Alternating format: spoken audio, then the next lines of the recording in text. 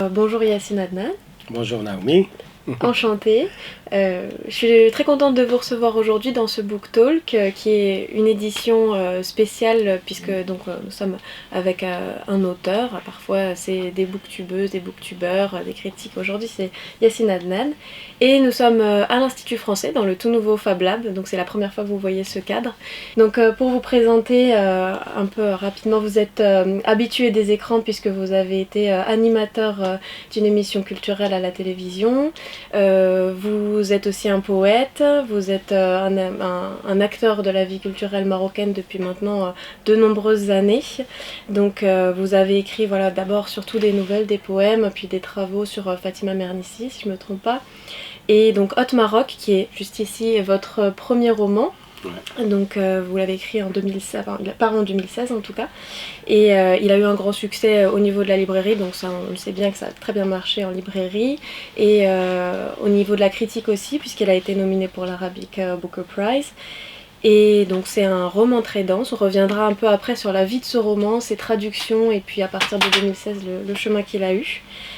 C'est un roman qui est une fresque en fait dans laquelle on va suivre le parcours de Rahal. C'est un personnage qui est atypique et pour lequel je vous conseille clairement de lire ce livre parce qu'on n'a pas l'habitude de rencontrer des personnages principaux dans son style. C'est une personne qui déteste prendre des décisions, qui n'est pas très à l'aise en société et qui va non pas se cacher mais presque se révéler derrière ses écrans. On commence à le suivre depuis l'université, donc c'est un cadre qui est très intéressant à voir aussi. On plonge dans la vie universitaire Marrakchi, puisque c'est aussi une peinture de la vie de Marrakech. Et voilà, donc il va prendre son essor à travers Hot Maroc, qui est un site un petit peu d'actualité où il va y avoir un peu des news, mais parfois des fake news, on va rentrer là-dedans aussi. Donc pour commencer un petit peu cet entretien, je voulais d'abord vous parler de votre travail d'auteur. Comment est-ce qu'on passe d'un travail de texte court à un roman aussi dense que Hot Maroc؟ c'est رحال. رحال هو الذي كان خلف هذا التنقل من القصة القصيرة إلى الرواية. أنا أكتب الشعر أساسا، والشعر هو كتابة الذات، كتابة عن الذات، والتقاطاتي للمجتمع، شخوصه وأمكنته وتحولاته أمارسها عبر السرد القصصي تحديدا.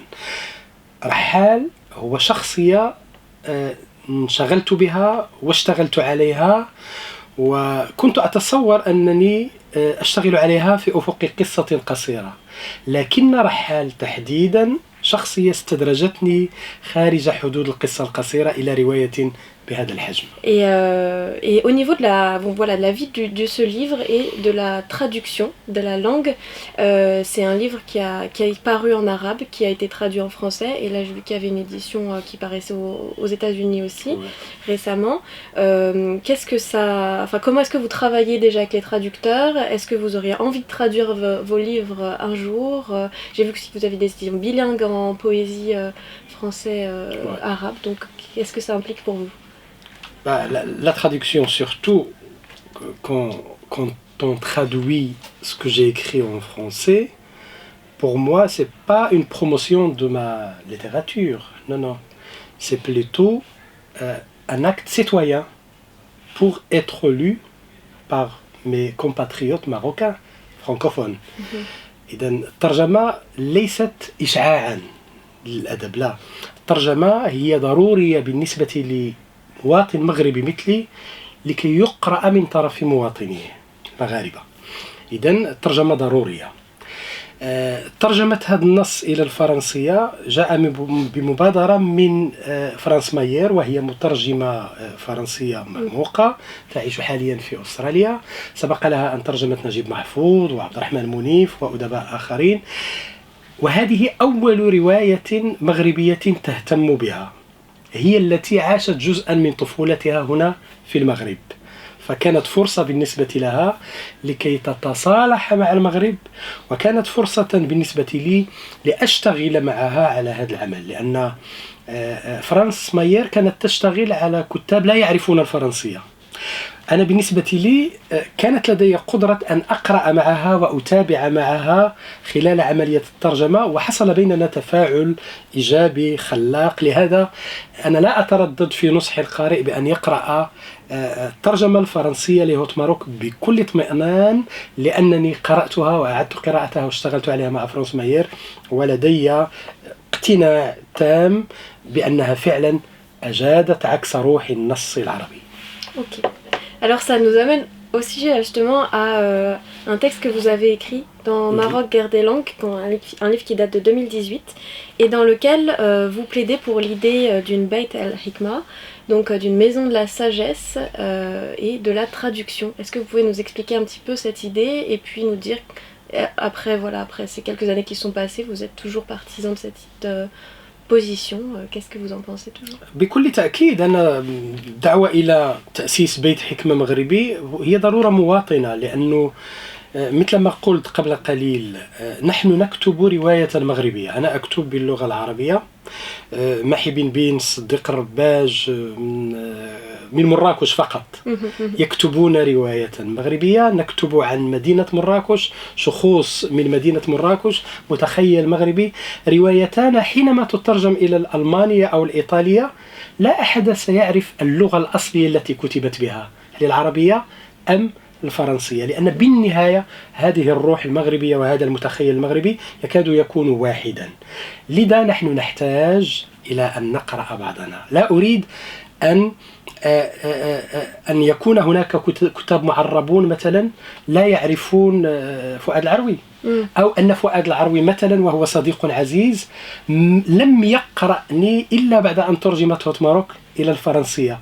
فنحن نحتاج إلى أن نترجم لكي نقرأ بعضنا، أن يترجم أدبنا العربي إلى الفرنسية، ويترجم أدبنا الفرنسي أو المغربي المكتوب بالفرنسية إلى العربية، لكي يعني على الأقل نعرف ما يكتبه أصدقاؤنا، ولكي نتكامل، ولكي يعني تنتعش مواطنتنا وتتحقق باعتبارها مواطنة خلاقة فيها تفاعل بين مختلف عناصر هوية المغربي، الهوية المغربية، واللغة جزء من عناصر هذه الهوية. وأنا أعتبر اللغة الفرنسية لغة من لغات المغاربة، مثل العربية والأمازيغية، ما دام عدد كبير من مواطنينا يتحدثونها ويكتبون بها. D'accord.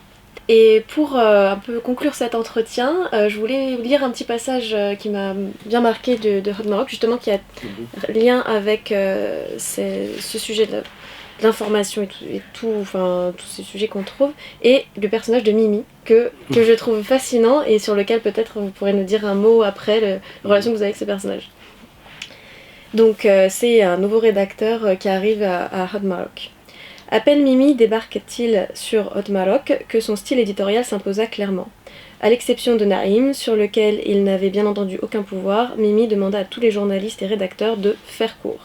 Parce que les gens n'aiment pas les longueurs et la verbosité.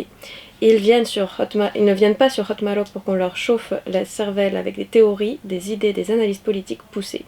Ceux qui veulent de la sociologie, de l'anthropologie ou de la va-te-faire-foutrologie, qu'ils aillent se faire mettre ailleurs, fanfaronna-t-il devant son équipe hilar.